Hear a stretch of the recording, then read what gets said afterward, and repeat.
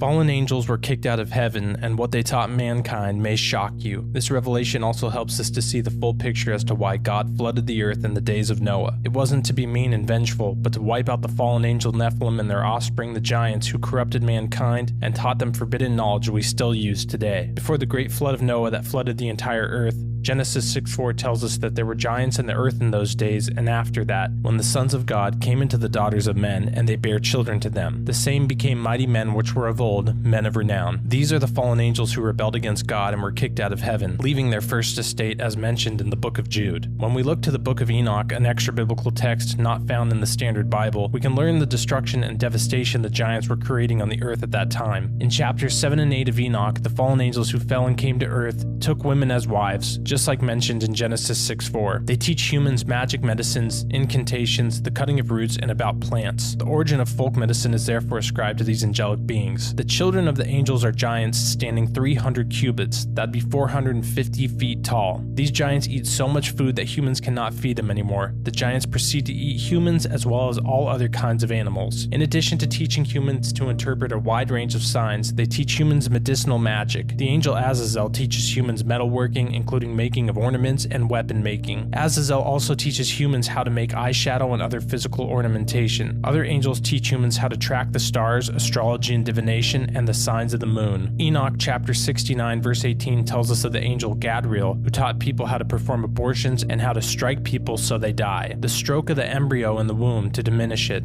the stroke of the spirit by the bite of the serpent, and the stroke which is given in the midday, the offspring of the serpent, the name of which is Tebet. These angels are responsible for teaching humans all sorts of sinful practices. Humanity fell through Adam and Eve's sin in the Garden of Eden, but once the fallen angels came to the earth and taught humans even more evil, their sins completely overtook them. Genesis 6:4 tells us this fact. Then the Lord saw that the wickedness of man was great in the earth, and that every intent of the thoughts of his heart was only evil continually. The reason for God flooding the earth was to cleanse the earth of the fallen angels, their offspring the giants, and the evil forbidden knowledge that they taught mankind that had overtaken the earth. We understand this further because God says why he chose Noah and his family to survive the flood. He says because Noah was pure in his generations, meaning he had no one in his bloodline who corrupted themselves with mating with fallen angels. Genesis 6:9. This is the genealogy of Noah. Noah was a just man, perfect in his generations. Noah walked with God. Some Bible teachers may say this verse says Noah was sinless, and that's why God chose him, but as soon as Noah and his family made it to dry ground, Noah sinned with drunkenness and lewdness. And of course, as we know, all have sinned and fallen short of the glory of God. That's why Jesus came, to be the sacrifice to wipe our sins away, because all human beings have sinned and fallen short. Again, God mentioning in Genesis 6:9 the genealogy of Noah and perfect in his generations has nothing to do with sin and everything to do with his bloodline.